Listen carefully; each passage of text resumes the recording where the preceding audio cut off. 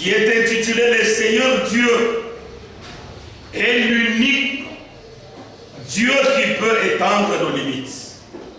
Amen. Amen. Amen. Le Seigneur Dieu est l'unique Dieu qui peut étendre nos limites. Dans vos sites, on vous a enseigné l'unicité de celui qui est unique. On vous a parlé du genre d'une personne qui est égale à lui-même. Voilà pourquoi nous disons que dans ce sous-thème, nous avons deux parties. La première partie, le Seigneur se montre par devant vous comme l'unique Dieu. C'est-à-dire dans la première partie, le Seigneur nous montre l'unicité unique de ce qu'il est.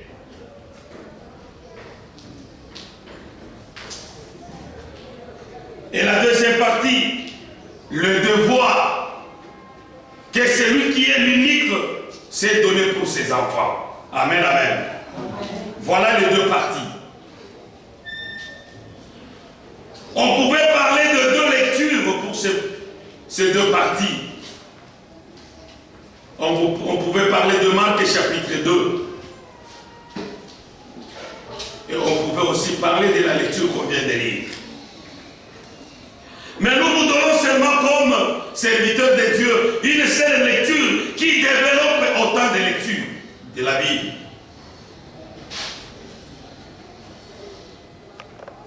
Lorsque dans 1 Chronique chapitre 4 verset 10, si on peut prendre même le verset 9, on nous décrit l'histoire d'une personne depuis son enfance jusqu'à l'âge adulte. Il a connu que des souffrances et des hontes. C'est la personne de Jaébet.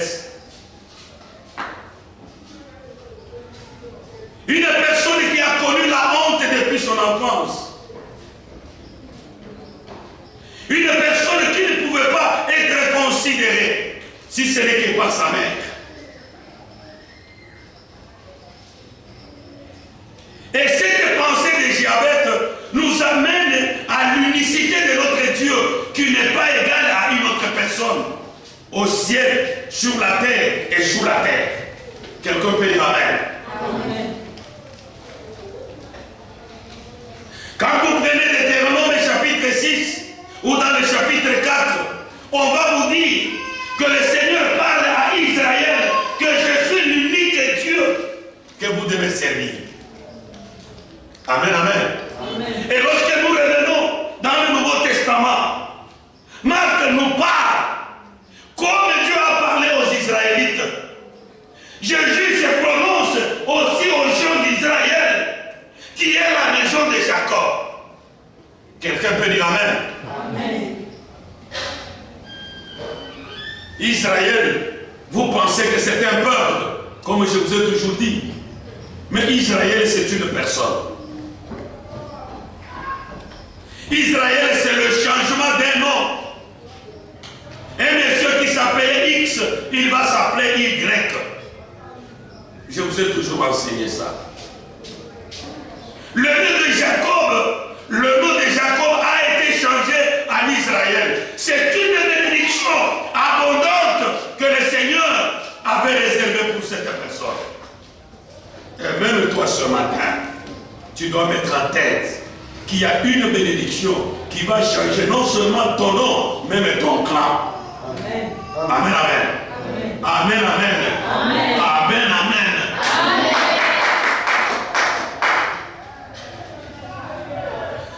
Dans Marc, on nous dit, Israël, tu dois écouter que je suis l'unique Dieu que tu dois servir.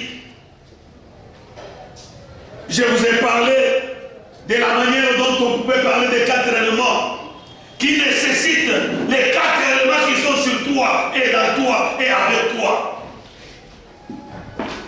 Tu as le cœur, tu as l'âme, tu as l'esprit et tu as la force. Dans l'Ancien comme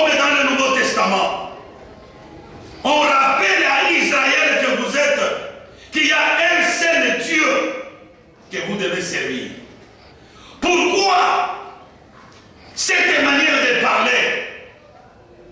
Les prophètes recevant cette parole de la part du Seigneur avaient aussi constaté que devant les hommes, sur cette terre des hommes, il y a beaucoup de dieux que les gens adorent.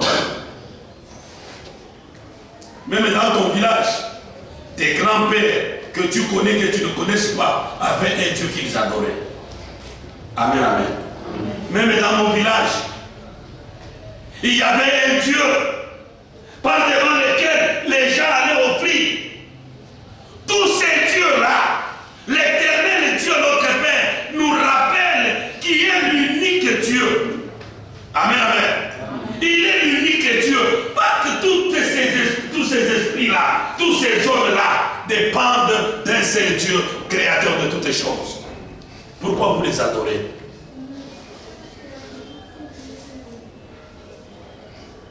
C'est la première partie que je vous ai parlé de l'unicité de Dieu qui est l'unique. Il y a plusieurs chapitres, plusieurs versets dans la Bible qui parlent de l'unicité de Dieu. On peut nous lire par exemple, avant qu'on avance, Ésaïe chapitre 45. Nous allons continuer à prendre partie par partie. Ésaïe. Sur l'Éternel, il n'y en a point d'autre. Or moi, il n'y a point de Dieu. Alléluia. J'étais saint avant que tu me connaisses. On peut acclamer la parole du Seigneur.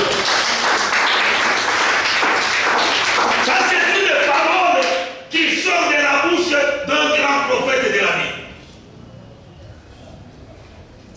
Je suis l'Éternel et il n'y a point d'autre. Or moi, Dieu, il n'y a point de Dieu. Il les justifie par cette parole.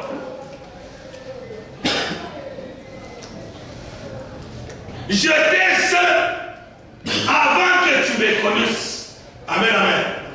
C'est-à-dire, avant qu'ils savent qu'il y a un Dieu, mais Dieu les connaissait déjà. Il est l'unique.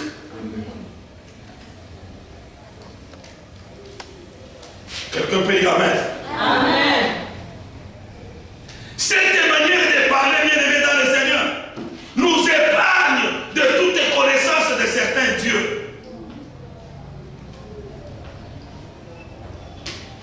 Jabez pouvait considérer sa mère comme un dieu pour lui. Mais malheureusement, cette maman-là avait donné un nom honteux à son fils. Amen. Quelqu'un peut dire amen. Amen. Tu peux considérer ton grand frère, ton petit frère, ta soeur, ton père, comme celui qui suffit pour toi. Mais un jour, il peut te trahir. Amen. Mais il y a un seul Dieu qui ne trahit jamais. Amen. Qui ne change jamais. Amen. Il reste égal à lui-même. Quelqu'un peut dire amen. Amen. Notre Père éternel nous rappelle qui est l'unique qui peut nous faire du bien. Amen. Il est l'unique qui peut nous faire du bien, bien-aimé. Avant que tu mettes au monde, avant que tu aies cette grossesse que tu as, le Seigneur le savait. Mais en toi-même, tu te disais, est-ce que Nakobota est sous, est-ce que Nakoba est sous. Mais dans sa divinité, il le savait déjà. C'est celui-là que tu dois adorer. C'est celui-là que tu dois servir. Amen. On peut acclamer le Seigneur. Et de notre Dieu forme un principe fondamental. Pour nous qui sommes les monothéistes bien-aimés, nous qui connaissons qu'il n'y a qu'un seul Dieu, nous devons nous mettre en tête qui est l'unique qui a créé le ciel et la terre. Dieu c'est un être suprême. Voilà pourquoi il est difficile, même par des grands théologiens, même par des grands philosophes, de définir Dieu. Il n'a pas de définition exacte. Mais moi, vous pouvez me définir facilement. Je suis né d'un papa qui s'appelle Kazadi, d'une maman qui s'appelle Mayo, j'ai mon épouse qui s'appelle Virginie, j'ai les enfants. Vous pouvez me définir, mais l'unique Dieu n'a pas de définition. Vous priez pour lui, bien-aimé. Ne vous tourmentez pas. C'est un esprit diabolique. Vous maîtrisez, homme de Dieu, ancien, priez pour elle. Suivez-moi attentivement. C'est ça les dieux qui nous tourmentent. Qu'elle reçoive l'unique Dieu dans sa vie. Qu'elle reçoive l'unique Dieu dans sa vie. C'est ce Dieu-là qui doit guérir cette maladie. C'est ce Dieu-là qui doit comprendre et faire comprendre d'autres esprits. Il est le seul et universel. Il est le seul créateur de toutes les choses. Doté d'une perfection absolue. Il est doté d'une perfection absolue que toi tu n'as pas et que personne ne peut avoir. Quelqu'un peut dire Amen. Amen. Quelqu'un peut dire Amen. Amen. Partout où vous allez, il n'y a que le diable que vous pouvez considérer comme votre Dieu. Mais le diable est prêt à vous ridiculiser. Le diable amène la honte sur nous. Il peut nous servir aujourd'hui. Demain, il nous met dans la honte. Le diable peut nous donner l'argent aujourd'hui. Demain, il nous récupère tout. Mais il n'y a qu'un seul Dieu. Quand il te donne sans conseil de quelqu'un. Et il te réclame rien. Quelqu'un peut dire Amen. Amen. Quelqu'un peut dire Amen. Amen.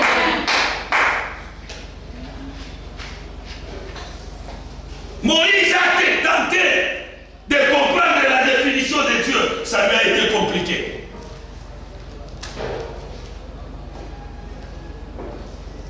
Je vais te dire quelque chose, bien-aimé dans le Seigneur. Sois attentif à ce que je te parle. Quand vous prenez Exode chapitre 3, Moïse est devant Dieu, il lui pose la question.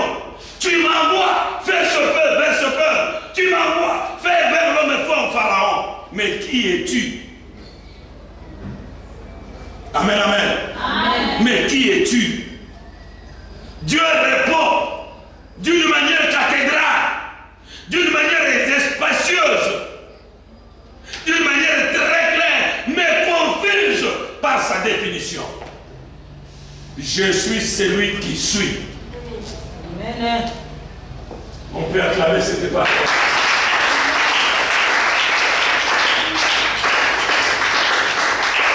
Regardez la réponse de Dieu à la question de savoir qui es-tu. Moi, à la place de Dieu, je répondrai à Moïse. Je suis patron. Je suis moi seul. Moi suis ceci. Moïse pose la question. Là où tu m'envoies, celui que je vais rencontrer, à ceux que je vais parler, je vais leur dire que qui m'envoie et qui es-tu? La réponse, bien aimé dans le Seigneur, était vraiment sublime. Il dit, je suis celui qui suis. Écoutez la définition de quelqu'un. Notre Dieu, celui-là que jamais t'a invoqué. La Bible nous dit, il invoqua les dieux d'Israël.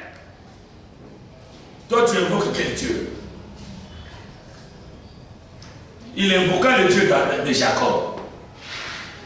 Il invoqua le Dieu d'Abraham, le Dieu d'Isaac, le Dieu de Moïse. Je ne vous présente aucun Dieu qui peut être mon père, mon grand-père. Je vous présente le créateur de toutes choses. C'est celui-là, mon Dieu à moi, que je vous présente. Amen. Quelqu'un peut dire Amen. Amen. Voilà pourquoi j'ai toujours insisté, bien-aimé. Je ne vous présente pas un Dieu, non. Je vous présente un Dieu vivant. Amen. Et même quand vous priez, sentez-vous à l'aise. Amen, amen. C'est cela, mon Dieu, à moi que je vous présente.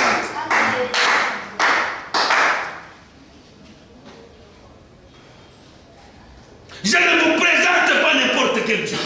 Je vous ramène de Dieu de vos pères pour rejoindre mon Dieu, dont le nom a été donné au ciel, sur la terre et sous la terre. Jésus-Christ de Nazareth. Amen. Jamais tu avais compris que je dois invoquer ce Dieu-là. Même toi, bien-aimé, tu dois invoquer ce Dieu-là pour vivre. Voulez-vous aller de progrès en progrès, de gloire en gloire, de succès en succès? À cette question, est-ce qu'il y a quelqu'un au milieu de nous qui peut répondre non? Vous voulez aller de succès en succès, de gloire en gloire, de progrès en progrès. Amen, amen. La réponse est oui. Mais voilà votre vie, bien-aimée dans le Seigneur. Vous qui veulent aller de progrès en progrès, votre vie, même au début, ne reflète rien. Amen, amen. Votre vie ne reflète rien. Ce rien-là marque un zéro dans ta vie. Tu peux t'habiller correctement. Tu peux être bronzé ou noir. Tu peux être ce que tu es. Tu es élégant. Dans tout le quartier, on ne parle que de toi. Dans le département de l'église, on ne parle que de toi. Mais moi, je te dis, par devant notre Dieu, tu es rien. Mais il faut que tu vives de gloire en gloire, de succès en succès, en attaquant l'Éternel Dieu qui est unique. Amen. En s'écroisant avec celui qui peut te faire du bien. Amen. Jabez, un jour, il en avait marre. Il en avait marre un jour. Je ne peux plus continuer avec cette vie. La vie n'était pas mauvaise parce que sa mère répondait à ses besoins. Amen, amen. Mais tout cela ne pouvait rien le faire. Il avait besoin qu'il élargisse ses tentes. Il avait besoin de rencontrer quelqu'un qui peut bousculer ses limites. Amen. Il est allé invoquer le Dieu d'Israël. Jacob, la même chose. Il en avait marre de sa vie. Mais il est allé, bien aimé dans le Seigneur, à Kekobunda, dans Ange. Qu'est-ce que tu peux faire? Qu'est-ce que tu peux faire pour aller de succès en succès? C'est chercher le Dieu qui est l'unique Dieu.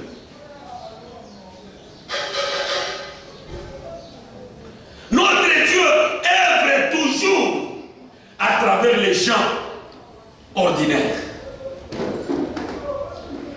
Là, vous pouvez trouver ça dans 1 Corinthiens chapitre 1, verset 27. Il œuvre toujours à côté des gens ordinaires pour accomplir ce qui est extraordinaire. Amen. Vous n'avez pas compris. Yeah. L'Église n'a pas compris. Je vais te dire qu'il ne faut pas que tu puisses te sous-estimer. Tu es ordinaire, mais Dieu peut te rendre extraordinaire. Amen. Tu es faible, mais le Dieu unique peut te rendre fort. Amen. Tu es pauvre, mais celui qui garde sa richesse entre ses mains peut te rendre riche. Amen. Bien-aimé, ne t'inquiète pas. Tu es malade, mais celui qui garde la guérison entre ses mains, il peut te guérir. Amen. Ne te tourmente pas, bien-aimé, dans le Seigneur. Il travaille chaque jour qui passe avec les ordinaires, les hommes sans valeur, les hommes qui sont oubliés.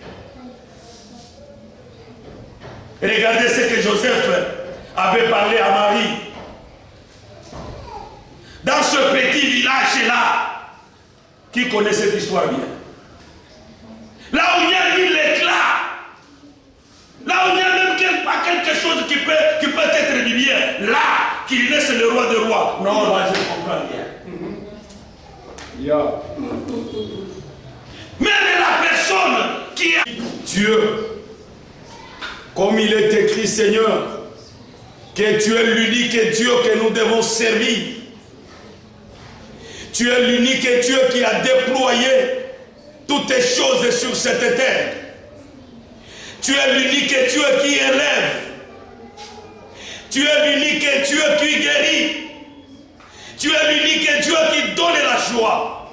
Père, j'abandonne ton peuple entre tes saintes mains. Et même le travail que fait, mon Dieu, mon roi, toi notre Dieu, que fait tes mains, c'est un travail unique et adorable. Regarde ton peuple, Seigneur. Ton peuple dépourvu de toutes les choses. Ton peuple dépouillé.